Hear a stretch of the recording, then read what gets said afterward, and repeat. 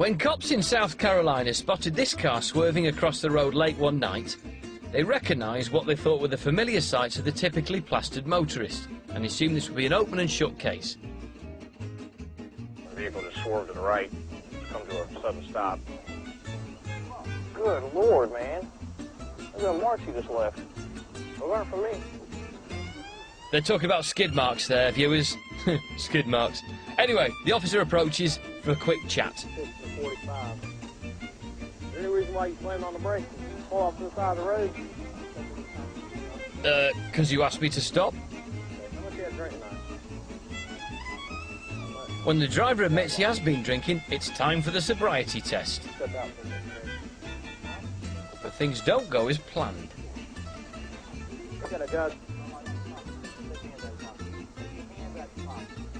The driver seems a bit put out that his sobriety is being questioned.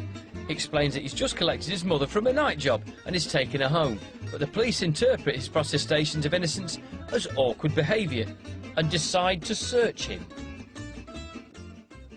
They sense the possibility that this bloke could be trouble, so one cop gives his pepper spray a good shake just in case.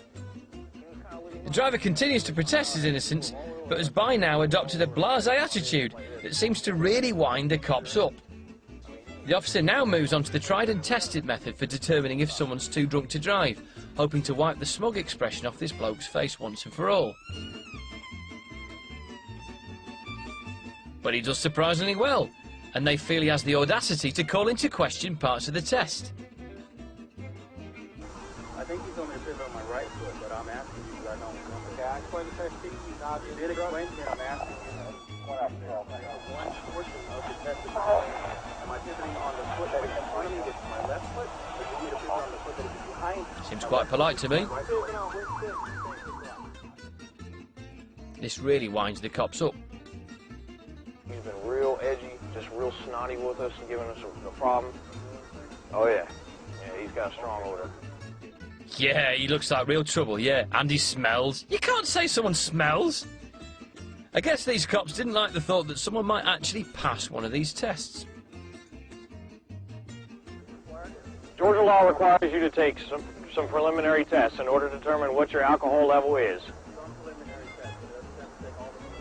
If you don't take the preliminary test, then your driver's license could be taken and suspended for 1 year. All he's doing is asking a few questions about what's going on. The fact that you're displaying manifestations that you are unsafe when driving on the roadway and under the influence of some substance, whether it be alcohol, drugs, or both. So even though this bloke passes the sobriety test with flying colours, the cops decide they want to nick him anyway.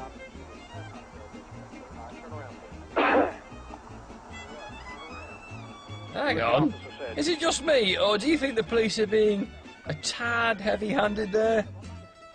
Get on the ground. Get on the ground right now, you're going to be tased. You're going to be tased? Put your hands behind What's your back going on? right now. Get down on the ground or you're going to be tased. Stay in the car. Stay in the car. Put your hands behind It's your a back. bit over the top, isn't Put your it? hands behind your back. Put your hands Still getting a behind bit your Lord of the back. Flies, this. Put your hands behind your back. He's opening your feet. Put your hands behind your back.